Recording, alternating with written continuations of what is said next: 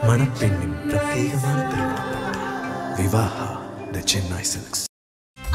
No compromise. உங்க சைடுலயும் எங்க சைடுலயும். GT Holidays, South India's #1 travel brand. அழகு தரும் மூலிகைகள், ஆரோக்கியம் தரும் மருத்துவர்கள். டாக்டர் ஸ்ரீவர்மாஸ்.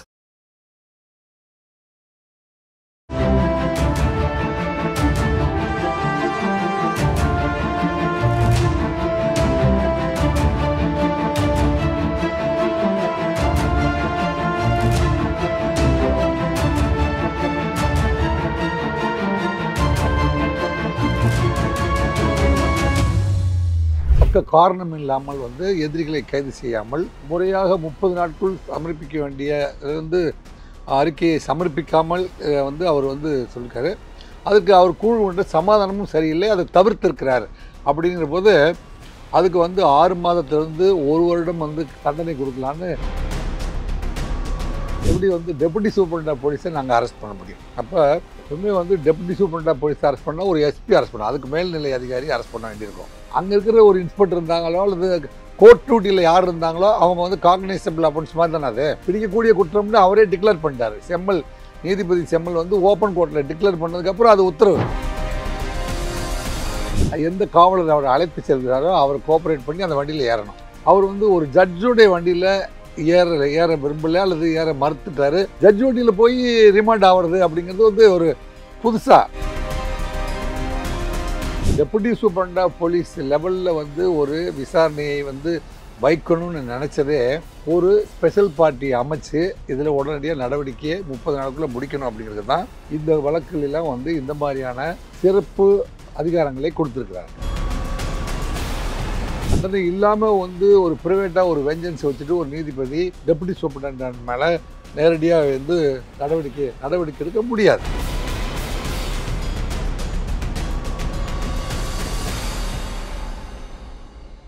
வணக்கம் சார். வணக்கம் பிரபு.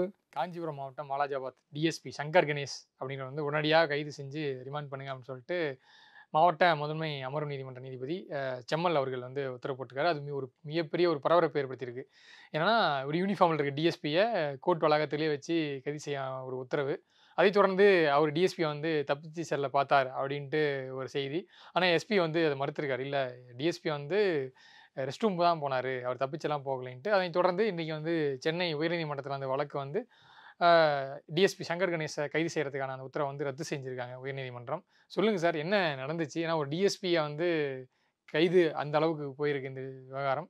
அது ஒரு வன்கொடுமை தடுப்பு சட்டத்தின் கீழ் இவர் ஒரு சரியாக நடவடிக்கை எடுக்காமல் இருந்தார்னு ஒரு குற்றச்சாட்டு. என்ன நடந்திருக்கு சார்? காஞ்சிபுரம் மாவட்டத்தில் வாலாஜாபாத் அப்படின்னு ஒரு காவல் நிலையம் இருக்குது.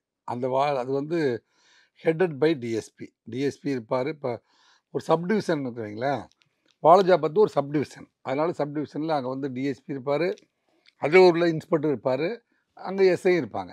அது மாதிரியான ஒரு ஸ்டேஷன் தான் வாலாஜாபாத் போலீஸ் ஸ்டேஷன். அது இங்கே சென்னையிலேருந்து காஞ்சிபுரத்தை கிராஸ் பண்ணுறதுக்கு ராணிப்பேட்டை போகிற வழியில் இங்கே இருக்குது.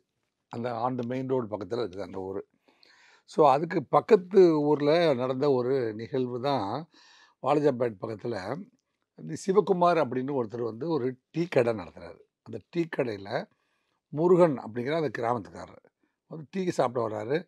அது டீ சாப்பிடும்போது ஒரு கேக் வாங்கி சாப்பிட்றாரு. அந்த கேக் பழைய கேக்காக இருக்குது, அந்த கேக்கு நல்லா இல்லை, ஏன் ஓல்ட் ஸ்டாக்கை வச்சு வைக்கிறீங்க அப்படின்னு கேட்குறாரு. கேட்டோடனே சிவகுமாரும் அவருடைய சகாக்கள், அவருடைய மருமகன் பேர் லோகேஷ், சிவகுமார் அவருடைய மருமகன் லோகேஷ், அங்கே கடையில் ஓனருக்கு வேண்டிய 2 பேரும் சேர்ந்து அவரை திட்டிடுறாங்க, அவமானப்படுத்திடுறாங்க. அதில் கைகலப்பு நடந்ததாக புகார். இது கிட்டத்தட்ட ஜூலை மாதம் நடந்த நிகழ்வு. இப்போ அந்த முருகன் இருக்கார் பார்த்தீங்களா, அவர் ஒடுக்கப்பட்ட அல்லது பட்டியலின சமுதாயத்தை சேர்ந்தவர். என்னை சாதியை சொல்லி அவமானப்படுத்தி, என்னடா நீ கேக் சாப்பிட்டு ஒழுங்காக போக மாட்டியா அப்படின்னு என்னை கேவலப்படுத்திட்டாங்க, பொது இடத்துல அசிங்கப்படுத்தி சாதியை சொல்லி திட்டி, அதன் காரணமாக என் மீது தாக்குதல் நடத்துனாங்க அப்படிங்கிற மாதிரி ஒரு புகார். அதனால் அவருடைய மனைவி பார்வதி என்ன செய்கிறாங்க, போய் கம்ப்ளைண்ட் கொடுக்குறாங்க. கம்ப்ளைண்ட் கொடுத்துட்டு அந்த கம்ப்ளைண்ட் முறையாய் பெறப்படுகிறது. வாங்கி நீங்கள் கம்ப்ளைண்ட் கொடுத்தீங்கல்ல, கம்ப்ளைண்ட் பதிவு பண்ணிடுறாங்க. பதிவு பண்ணிவிட்டு அந்த வீட்டில் ஒரு போலீஸ்காரர் இருக்கிறாரு. போலீஸ்காரரை எப்படி கைது பண்ணுறது அப்படின்னு நினச்சாங்களா, அல்லது போலீஸ் இருக்கிறதுனால அந்த வீட்டு மேலே நடவடிக்கை எடுக்கலை அப்படிங்கிறது தான் அலிகேஷன். போலீஸ்காரருடைய மாமனார் டீ கடை அப்படி ஒரு விஷயம் இருக்குது. இந்த சூழ்நிலையில் எஃப்ஐஆர் போட்டாங்களே ஒழிய இந்த வழக்கு வந்து அவங்களுக்கு கைது செய்யப்படவில்லை. இப்போது இந்த வழக்கை பொறுத்த வரைக்கும் காஞ்சிபுரம் மாவட்ட முதன்மை அமர்வு நீதிமன்றத்துடைய நீதிபதி மரியாதைக்குரிய செம்மல் அவர்கள் வந்து இந்த அங்கே அவர்கிட்ட தான் அந்த எஃப்ஐஆர் பதிவாகுது. இந்த சட்டத்தில் என்ன இருக்குதுன்னா பிரபு, பார்க்குறவங்களுக்கு நீதிபதி எப்படி வந்து தானாக முன் வந்து இந்த வழக்கை விசாரணைக்கு எடுத்துக்கொண்டார் அப்படின்னு ஒரு கேள்வி இருக்குது. இந்த இந்த பட்டியலின மக்களுக்கு வன்கொடுமை தடுப்பு சட்டத்தில் என்ன சொல்கிறாங்க அப்படின்னா, இதில் வந்து ஒரு மாவட்ட முதன்மை நீதிபதி விசாரிக்கணும்.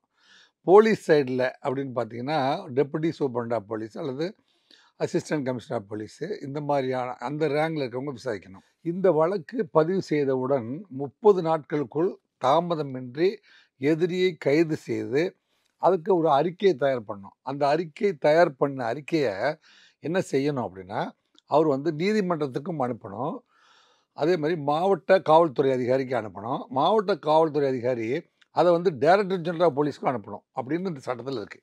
அப்போ இந்த கம்ப்ளைண்ட் வந்து அங்கே போகும்போது அவருக்கு வந்து இப்போ ஜூலைன்னு வைங்களேன், ஜூலை ஆகஸ்ட்டு இப்போ செப்டம்பர் 5ஆம் தேதி வரைக்கும் வந்துச்சுன்னா, செப்டம்பர் வரைக்கும் இது சம்மந்தமான அறிக்கை எதுவும் அவருக்கு வந்து திரு மரியாதைக்குரிய நீதிபதி திரு செம்மல் அவர்களுக்கு எஃப்ஐஆருக்கு அப்புறமே விசாரணை அறிக்கை எதுவுமே வந்து சேரவில்லை.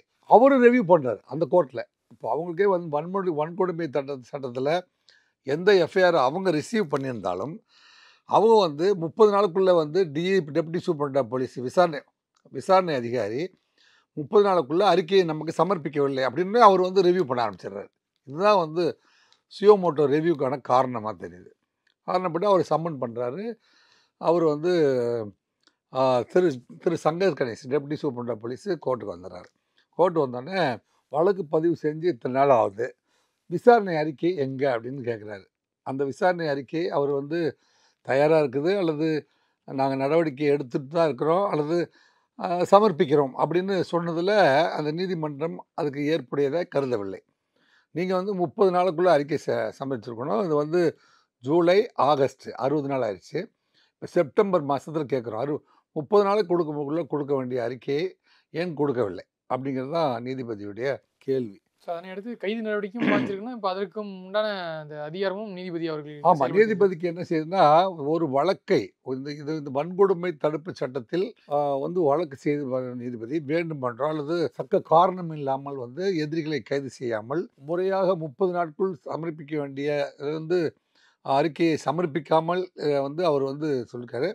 அதுக்கு அவர் குழு கொண்ட சமாதானமும் சரியில்லை, அதை தவிர்த்திருக்கிறார். அப்படிங்கிற போது அதுக்கு வந்து 6 மாதத்திலிருந்து 1 வருடம் வந்து தண்டனை கொடுக்கலான்னு செக்ஷன் 4 வன்கொடுமை சட்டம் செக்ஷன் 4 வந்து கடமைகளை புறக்கணிப்பதற்கான தண்டனை அப்படின்ட்டு அது 6 மாதம் முதல் 1 வருடம் வரை சிறைக்காவல் வந்து கொடுக்கலாம் அப்படின்னு இருக்குது நீதிபதி நினச்சா. ஸோ அதை வந்து அவர் சுயமோட்டாவாக வந்து எடுத்து நடவடிக்கை எடுத்து அரெஸ்ட் பண்ணிடுறாரு. நீதிபதியே வந்து அரெஸ்ட்னு சொல்லிட்டு அங்கே வந்து நீதிமன்றத்துக்கு வந்திருக்காங்களே காவலர்கள், அவங்கள வச்சு நீங்கள் வந்து அரெஸ்ட்னு சொல்கிறாங்க. இது வந்து நீதிபதி ஒரு மாவட்ட அமர்வு நீதிமன்றத்தில் டெப்யூட்டி சூப்பரண்ட் ஆஃப் போலீஸ்லாம் எப்போது ஒரு தடவை தான் வந்து கோர்ட்டுக்கு வருவாங்க. இன்ஸ்பெக்டர் வருவார் அல்லது கான்ஸ்டபிள்ஸ் வருவாங்க, எஸ்ஐஸ் வருவாங்க, மற்றவங்களும் வருவாங்க. முக்கியமான வழக்குகள் வன்கொடுமை தடுப்பு சட்டம், டவுரி டெத்து, இது மாதிரி முக்கியமானதுக்கு தான் வந்து டெப்யூட்டி சூப்பரண்ட், இல்லைன்னா வந்து லைசன் மீட்டிங் தான் வருவாங்க. அப்படி ஒரு சூழ்நிலை இருக்கும்போது அந்த கோர்ட்டில் இருக்கிறவங்களுக்கு யாருக்கும் புரியல, எப்படி வந்து டெப்யூட்டி சூப்பரண்ட் ஆஃப் போலீஸை நாங்கள் அரெஸ்ட் பண்ண முடியும். அப்போ எப்பவுமே வந்து deputy superintendent of police arrest பண்ணால் ஒரு எஸ்பி அரெஸ்ட் பண்ணணும், அதுக்கு மேல்நிலை அதிகாரி அரெஸ்ட் பண்ண வேண்டியிருக்கும். அங்கே இருக்கிற ஒரு இன்ஸ்பெக்டர் இருந்தாங்களோ அல்லது கோர்ட் டியூட்டியில் யார் இருந்தாங்களோ அவங்க வந்து காக்னைசபிள் அஃபென்ஸ் மாதிரி தானே அது பிடிக்கக்கூடிய குற்றம்னு அவரே டிக்ளேர் பண்ணிட்டார். நீதிபதி செம்மல் வந்து ஓப்பன் கோர்ட்டில் டிக்ளேர் பண்ணதுக்கப்புறம் அது உத்தரவு, அந்த உத்தரவை வந்து நிறைவேற்றி தான் ஆகணும். அப்போ அங்கே இருக்கிற காவலர்கள் இவரை வந்து அந்த வண்டியில் ஏற்றிட்டு போயிட்டு இந்த காம்பவுண்ட்லேயே இருக்கிற அந்த சப்ஜெயிலில் வந்து ரிமாண்ட் பண்ணுங்கன்ட்டு அவர் வந்து ஆர்டர் கொடுத்துறாரு. ஆர்டர் கொடுத்தோடனே வந்து இந்த வண்டியில் ஏற்றிட்டு போய் அவரை வந்து அவர் ரிமாண்ட் பண்ணுறதுக்கு அந்த காவலர்கள் தயங்குகிறார்கள். அந்த தயங்கி கொண்டு இருக்கும்போது எனக்கு ஜீப் இருக்குது, எனக்கு டிரைவர் இருக்கிறாரு, இந்த பாருங்க இந்த கான்ஸ்டபிள் நீங்கள் போய் அவர் அந்த என்னுடைய கார்லேயே ஏற்றிட்டு போய் சப் ஜெயிலில் விட்டு வந்துடுங்க அப்படி உத்தரவு போட்டுறாரு. இப்போ அவர் வந்து போய் அந்த நீதிபதியுடைய டிரைவர்கிட்ட கோஆப்ரேட் பண்ணி எந்த காவலர் அவரை அழைத்து செல்கிறாரோ அவரை கோஆப்ரேட் பண்ணி அந்த வண்டியில் ஏறணும். அவர் வந்து ஒரு ஜட்ஜுடைய வண்டியில் ஏற விரும்பலை அல்லது ஏற மறுத்துட்டார். ஜட்ஜ் வண்டியில் போய் ரிமாண்ட் ஆகிறது அப்படிங்கிறது வந்து ஒரு புதுசாக இது நடந்த இதெல்லாம் வந்து ஒரு ஒரு ஒரு முன்மாதிரி வழக்குன்னு வைங்களேன். ஒரு வன்கொடுமை தடுப்பு சட்டத்தில் எஃப்ஐஆர் போட்ட ஒரு டெபுட்டி சூப்பரண்ட் போலீஸு 30 நாளைக்குள்ளே வந்து தக்க நடவடிக்கையை எடுத்து அதற்கான அறிக்கையை கண்டிப்பாக சமர்ப்பிக்க வேண்டும் அப்படின்னு தான் சட்டம் சொல்லுது. அதை வந்து நீங்கள் சமர்ப்பிக்கவில்லை என்றால் இவ்வளோ பெரிய விளைவு இருக்குது அப்படிங்கிறதுக்கு சங்கர் கணேஷுடைய வழக்கு வந்து ஒரு முன்னுதாரணம். செம்மல் வெர்சஸ் சங்கர் கணேஷ் அப்படிங்கிற வழக்கு தான் வந்து தமிழ்நாட்டில் ஒரு மிகப்பெரிய முன்னுதாரணமான வழக்காக நேற்று அமைஞ்சிருக்கு. காஞ்சிபுரம் மாவட்டத்தினுடைய சூப்பரண்ட் போலீஸ் வந்து அது எப்படி வந்து விசாரணை செய்யாமல் இருக்கிறதுக்காக வந்து உடனடியாக நீதிமன்றத்திலேயே கைது செய்ய முடியும்? அவர் வந்து பாத்ரூம் நாங்கள் வந்து தக்க நடவடிக்கை எடுத்திருக்கோம், அவர் தப்பிச்செல்லாம் போல. தக்க நடவடிக்கை எடுத்திருக்கிறோம், அவர் தப்பிச்செல்லாம் போல அப்படின்னு சொல்கிறோம். தக்க நடவடிக்கை அப்படின்னா என்ன சொல்கிறோம்? கைது செய்து அவர்களை வந்து நீதிமன்றத்துக்கு அனுப்பவில்லை, ரிப்போர்ட் சப்மிட் பண்ணல அப்படிங்கிறது வந்து இப்போ வாட் இட் இஸ் நடவடிக்கை எடுத்திருந்தால் அந்த ரிப்போர்ட் வந்து கோர்ட்டுக்கு போயிருக்கணும். கோர்ட்டுக்கு வரல அப்படின்னா ரெக்கார்டடாக ஆன் ரெக்கார்டு வந்து எந்த நீதிபதி அந்த எஃப்ஐஆரை வந்து ரிசீவ் பண்ணி ஃபர்தர் ரிப்போர்ட்டுக்காக காத்திருக்கிறாரோ அந்த நீதிபதிக்கு அந்த ரிப்போர்ட் போய் சேர்ந்துருக்கோம். எஸ்பி இன்னொன்று சொல்லியிருக்காரு சார், இதில் தனிப்பட்ட வெறுப்பு உள்ளது அப்படின்னு சொல்லி மென்ஷன் பண்ணியிருக்காரு. இல்லை, தனிப்பட்ட வெறுப்பு அப்படின்னா லோகேஷுடைய மாமா தான் கடைக்கார சிவகுமார், அதாவது டீ கடைக்கார ஓனர் சிவகுமாருடைய மருமகன் தான் லோகேஷ். அங்கே ஒரு கான்ஸ்டபிளுடைய மாமனார் கடை. இந்த லோகேஷ் வந்து ஏற்கனவே வந்து இந்த நீதிமன்றத்தில் வந்து அவருக்கு பிஎஸ்ஓலாம் இருந்திருக்கிறாரு. அதுக்கு பிறகு வந்து அட்மினிஸ்ட்ரேட்டிவ் கிரவுண்டில் வந்து அவர் செங்கல்பட்டுக்கு மாற்றப்பட்டிருக்கிறார். அதனால வந்து ஒரு பின்னூட்டம் இருக்கிறது அப்படிங்கிறது ஒரு இருக்குது. ஆனால் சங்கர் கணேஷை பொறுத்தவரை அவர் வந்து 30 நாளுக்குள்ளே அந்த அறிக்கையை சமர்ப்பித்திருந்தால் நீதிபதி அவரை கைது செய்வதற்கு உத்தரவு வழங்கியிருக்க முடியாது. ஸோ சட்டம் அப்படின்னு பார்த்தா சட்டம் அது கடமை செய்யும் அப்படின்னு பார்த்தா சட்டத்தில் இடம் இருக்கிறதா இல்லையா அப்படின்னு பார்த்தா சட்டத்தில் இடம் இருக்கிறது அப்படின்னு தான் நம்ம சொல்ல முடியும். ஸோ அதன் அடிப்படையில் தான் வந்து அவர் வந்து நீதிபதியுடைய காரில் எஸ்கார்டுக்கு போக விரும்பவில்லை என்றாலும் அவர் வந்து இருக்கிற இன்னொரு பெட்ரோல் வண்டியில் ஏறி வேகமாக போய் பாத்ரூமுக்கு போகணும். அப்படி ஒரு நிலைமை ஏற்படும்போது பாத்ரூம் வரத்தான் செய்யும். சில பேர் வந்து நேற்று கூட மூர்த்தியுடைய கைதில் பார்த்திங்கன்னா அவர் மயங்கி விழுந்து மருத்துவமனைக்கு போய் அதன் பிறகு ரிமாண்ட் ஆகிறது.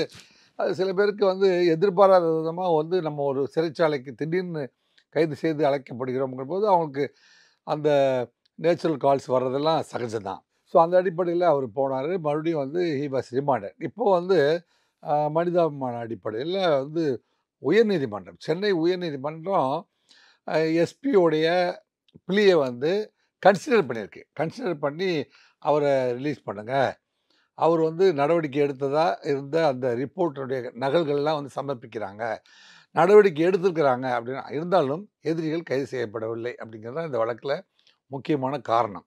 ஸோ எதிரிகளை வந்து இப்போ ஏன் எது கைது பண்ணால் இவர்களை கைது செய்துதான் அவங்க வந்து 30 நாட்கள் பிணையில் வர முடியாது. 30 நாட்கள் பிணையில் வர முடியாது அப்படின்னா அவங்க வந்து ஈஸியாக வந்து அரெஸ்ட் ஆக மாட்டாங்க. ஆக டெபுட்டி சூப்பரண்ட் ஆஃப் போலீஸ் லெவலில் வந்து ஒரு விசாரணையை வந்து வைக்கணும்னு நினச்சதே ஒரு ஸ்பெஷல் பார்ட்டி அமைச்சு இதில் உடனடியாக நடவடிக்கையை 30 நாளுக்குள்ளே முடிக்கணும் அப்படிங்கிறது தான் இந்த வழக்குகளெல்லாம் வந்து இந்த மாதிரியான சிறப்பு அதிகாரங்களை கொடுத்துருக்கிறார்கள். அதனால் தமிழ்நாட்டு காவல்துறை பொறுத்த வரைக்கும் டெபுட்டி சூப்பரண்ட் ஆஃப் போலீஸை பொறுத்த இந்த மாதிரி வன்கொடுமை தடுப்பு சட்டத்தில் வழக்குகளை பதிவு செய்யும்போது அதில் வந்து டே பை டே வந்து சூப்பரண்ட் ஆஃப் போலீஸுக்கும் அந்த நீதிமன்றத்துக்கும் இந்த வழக்கில் என்னென்ன நடவடிக்கை எடுத்தோம் அப்படிங்கிறத வந்து நீங்கள் ரெக்கார்டடாக வந்து காப்பி ஆஃப் த ரிப்போர்ட்டை வந்து சப்மிட் பண்ணி ஆகணும். அப்படி சப்மிட் பண்ணினா நீதிமன்றத்தும் அல்லது எஸ்பியே வந்து இதே நடவடிக்கையை வந்து அந்த டெப்டி சூப்பரண்ட் மேலே எஸ்பி எடுக்கலாம். இந்த எஸ்பி கிட்ட இருந்து 30 நாளுக்குள்ளே வந்து டிஜிபிக்கு ரிப்போர்ட் பண்ணால் டிஜிபிக்கு அந்த டிஎஸ்பி மேலே நடவடிக்கை எடுக்கலாம். இவ்வளவு அதிகார வரம்புகளை கொண்டது தான் இந்த வன்கொடுமை தடுப்பு சட்டம். கண்டிப்பாக இந்த வழக்கு வந்து நேற்று வந்து டிஎஸ்பி கைது அப்படின்ட்டு ஒரு பரபரப்பை ஏற்படுத்தி அந்த கோர்ட் வளாகமும் ஒரு பரபரப்பு. கோர்ட் வளாகமில் தமிழ்நாட்டில் இருக்கிற அத்தனை ஊடகங்களும் இந்திய நாட்டில் இருக்கிற அத்தனை ஊடகங்களையும் வந்து ஒரு deputy superintendent of police inside the court on டியூட்டியில் வந்து arrested and he tried to escape and அதன் பிறகு வந்து அவர் வேற ஒரு வண்டியில் அழைத்து செல்லப்பட்டு சப்ஜெயிலில் வந்து ரிமாண்ட் பண்ணப்பட்டார். உயர்நீதிமன்றம் வந்து கன்சிடர் பண்ணி அவங்களுடைய ரெக்வஸ்ட்டை கன்சிடர் பண்ணி அடுத்த நாள் வந்து ரிலீஸ் பண்ணது. இதெல்லாம் வந்து ஒரு மிகப்பெரிய தகவல். அடுத்தடுத்து வர்ற ஆமாம் ஒரு முன்னுதாரணமாக இந்த வழக்கு அமைஞ்சிருக்கிறதுனால தமிழ்நாட்டில் இருக்கிற அத்தனை டெபுட்டி சூப்பரிண்டென்ட் ஆஃப் போலீஸும் வந்து இந்த சட்டத்தை வந்து வன்கொடுமை தடுப்பு சட்டம், இந்த தீண்டாமை தடுப்பு சட்டங்கள் சம்பந்தமான புத்தகத்தை எடுத்து நல்லா படித்து பார்க்கணும்.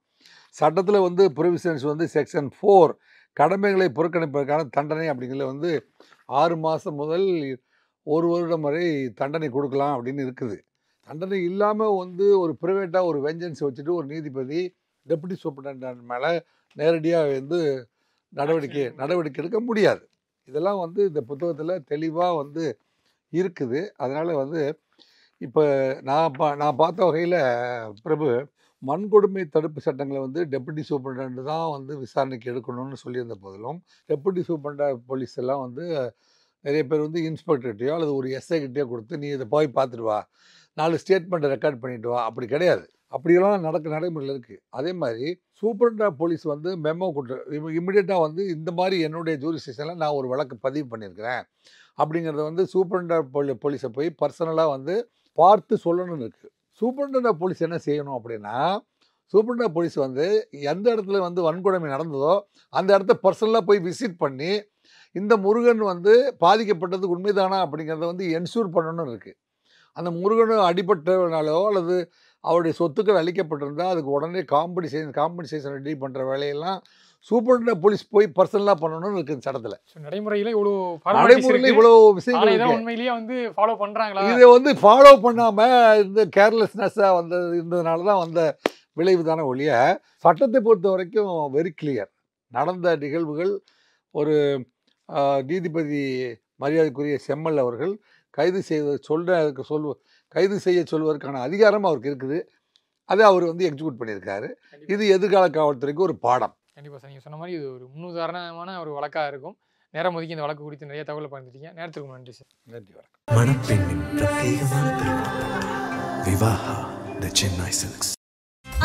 No compromise. உங்க சைடுலயும் எங்க சைடுலயும். GT Holidays, South India's #1 travel brand. அழகு தரும் மூலிகைகள், ஆரோக்கியம் தரும் மருத்துவர்கள். டாக்டர் ஸ்ரீவர்மாஸ்.